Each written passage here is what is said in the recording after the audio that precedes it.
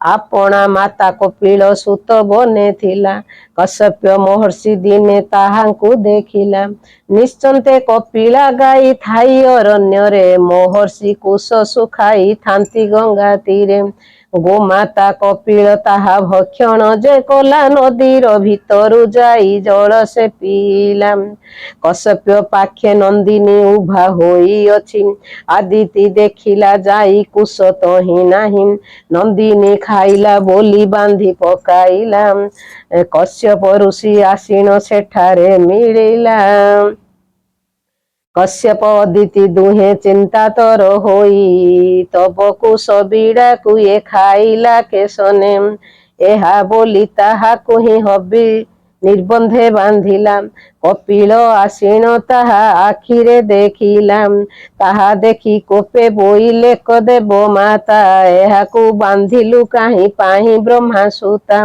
कश्यप बोइले तुम्भे शुण ए संदेश विष्णु पूजा हेब बोली सुखाई थिली कुसम सेही कोशकु तोहर नंदिनी खाइला ताहा शुणी कपिला जे सेठी उठिला हसीण उठिला सेही तृण सिना मुहि बेगे ही खाइली अकारणे याहाकु तू बांधिलु कि बोली कपिला बोइला ताहा तृण मने कर अवश्य पाइबु तु ही कृष्ण पुत्र करी कृष्ण तोर पुत्र हेब न कर भावना निश्चय तू असुर हस्ते पाइबु गंजना निर्बंधे करीण तोते नियाल से देवी अनेक दुख देईण बंदीरे रखिबी एहा बोली नंदिनी को घेनिण से गला कश्यप अदिति दुहे तपरे बसिले 14 मनु बसिले मूल पद्म चापी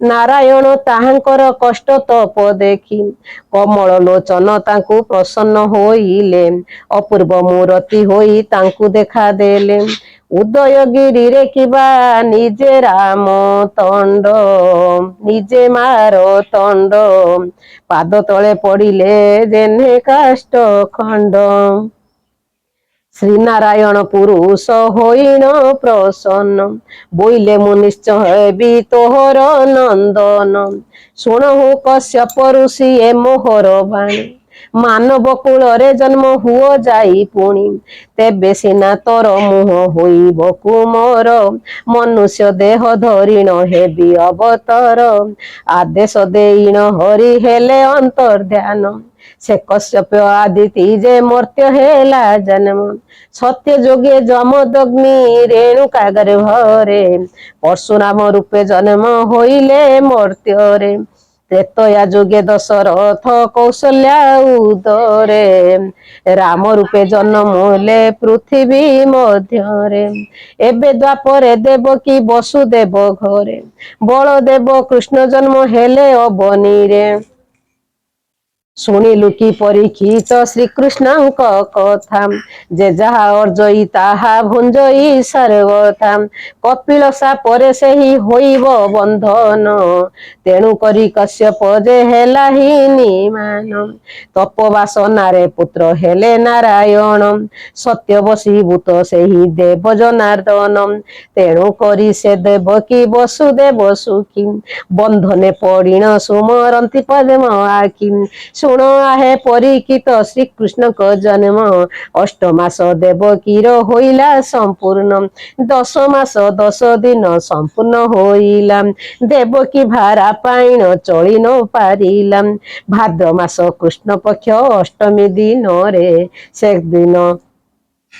से दिन कंस बछिछि सिंहासन परे देवगण उभा होई छंती ता पाखरे शून्यरु शब्द सुभिला अति उच्च स्वरे आरे कंस जानी थिबु आजिर रजनी देवकी गर्भ जन्मिब तार पुत्र मणि निश्चय शत्रु जातरे होइब तोहर मनरे ज्ञान करिथा आरे कंसासुर देवकी गर्भरु जेहु हेब उत्पन्न निश्चय ताहार हाते होइबु निधन एक कथा को जानी थिबु आरे कंसासुर आज निशी अर्धे जात देवकी कुमर मारिबा को इच्छा करी अछि जे पुत्र को तेणु करी कंस राजा बोइला तुम्भको ପରୀକ୍ଷିତ ଶୁଣ ଏହା ଶୁକଙ୍କୁ ପୁଛିଲା, ଭୋମୁନି ଏ କଥା ମତେ ସନ୍ଦେହ ଲାଗିଲା।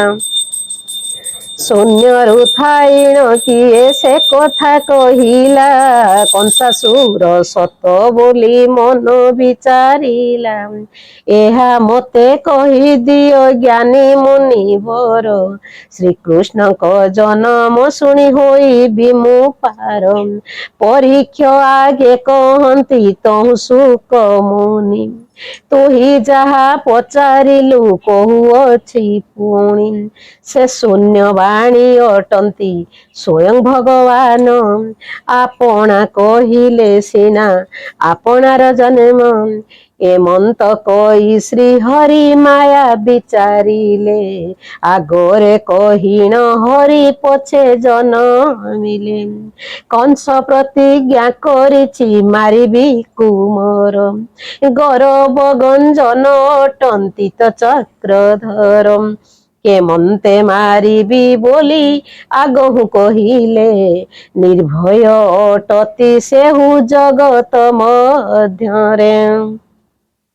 ଅପାରୁ ଅପାର ସେହି ମାୟା କୃଷ୍ଣଙ୍କର, ଅନେକ ରାଜା ଜଗାଇ ଅଛି ସଂସାସୁର। ସମସ୍ତେ ନିରୋପି ଚାହିଁଛନ୍ତି ଏକ ଦୃଷ୍ଟି, ମାୟାଧର ମାୟାରେ ସେ କରିଛନ୍ତି ସୃଷ୍ଟି। କଂସ ଯଉଁ ଏହି କଥା ଶୁଣେ ଶୂନ୍ୟ ମାର୍ଗେ, ବିଚାରିଣ ଯୁଧ୍ୟା ଗଣ ଗଲେ ବେଗୁ ବେଗେ। ନିରୋଧିଣ ଜଗିଥିବ ସେହି ବନ୍ଦୀ ଘର, କେବେ ହେ ତୁମ୍ଭେ ଯେମନ୍ତ ଆଳସ୍ୟ ନ କର। ବସୁଦେବ ଛାମୁରେ ଯେ କହଇ ଦେବକୀ, କ୍ରମେ କ୍ରମେ ମୋର ଦେହ ଆସୁଅଛି କାମ୍ପି। କେମନ୍ତ ହୋଇଣ ମୁହିଁ କରିବି ପ୍ରସବ, ସ୍ତ୍ରୀ ହୋଇ ଜଣେ ନାହିଁ ସଖା ମୋହ ଠାଅ। ଏହିପରି ଚିନ୍ତା ଜାତ ହେଲା ଦେବକୀର, କିଏ ମୋତେ ସାହାହେବ ଏହି ବନ୍ଦୀ ଘର। ବସୁଦେବ ବୋଲେ ରଖିବ ତ ଭଗବାନ, ଭକ୍ତ ବତ୍ସଳ ଅଟନ୍ତି ଦେବ ଜନାର୍ଦ୍ଦନ। ଏହା ବୋଲି ବସୁଦେବ ଶ୍ରୀହରି ସୁମରି, ଦେବକୀ ଦଗ୍ଧ ହୋଇ କୃଷ୍ଣ ନାମ ଧରି। ପରମ ଦୟାଳୁ ମତେ ରଖ ହୃଷିକେଶ, ଅନାଥର ନାଥ ପ୍ରଭୁ ପରମ ପୁରୁଷ।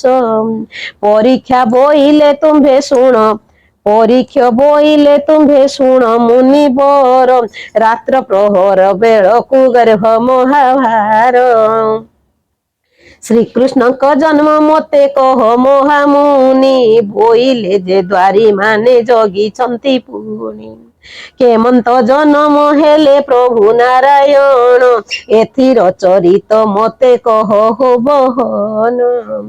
ଶୁକ ମୁନି କହନ୍ତି ଯେ ପରୀକ୍ଷ ଆଗରେ, ହରିବଂଶ ପୁରାଣ ତୁ ଶୁଣ ମନ ସ୍ଥିରେ। ତହୁଁ ରାତ୍ର ପ୍ରହରେ ଏକ ହୋଇଲା ସମ୍ପୂର୍ଣ୍ଣ, ଜନ୍ମ ହୋଇବାକୁ କୃଷ୍ଣ ବିଚାରିଲେ ମନ। ରାତ୍ରରେ ପ୍ରହରୀ ମାନେ ଅଛନ୍ତି ଅପାର, ନିଦ୍ରାବତୀ ରାଇ ବୋଇଲେ ଦାମୋଦର। ଆଜ୍ଞା ସେ ଦେଲେ ମଥୁରା ନଗରରେ ବୁଲିବୁ, ବାଳକ ସ୍ତ୍ରୀ ପୁରୁଷ ନିଦ୍ରେ ହିଁ ମୋହିବୁ। ହସ୍ତିଗୁଡା ଆଦି କରି ସବୁ ଜୀବ ମାନେ, କଂସ ରାଜାର ସମସ୍ତେ ଥିବେ ଅଚେତନେ। ରାତ୍ର ବେଳେ ପ୍ରହରେ କ ଆମ୍ଭେ ହେବୁ ଜାତ, ଗୋପନଗ୍ର ଯାଇ ପୁଣି ଯିବୁ ତୁରିତ। ଗୋପରେ ପ୍ରବେଶ ଯାଇ ନିଦ୍ରା ଘଟିଥିବୁ, ବସୁଦେବ ଆଇଲେ ତୁ ଛାଡ଼ି କରିଦେବୁ। ଗୋପ ତିନି କୋଣ ପାଞ୍ଚ ପହଣ୍ଡ ଅନ୍ତର, ଯିବା ଆସିବା ପର୍ଯ୍ୟନ୍ତ ଥିବୁ ତଜ ଚକ୍ଷୁର। ନିଦ୍ରାକୁ ରାଇଣ ବେରି ହରି ବେଗେ ଆଜ୍ଞା ଦେଲେ, ଉଗ୍ରସେନକୁ ହିଁ ଏକା ଛାଡ଼ିବୁ ବୋଇଲେ। ନିଶାକୁ ରାଇଣ ଆଜ୍ଞା ଦେଲେ ବାସୁଦେବ, ଅନ୍ଧକାର ବେଗେ ସର୍ବେ ହୋଇଲେ ନି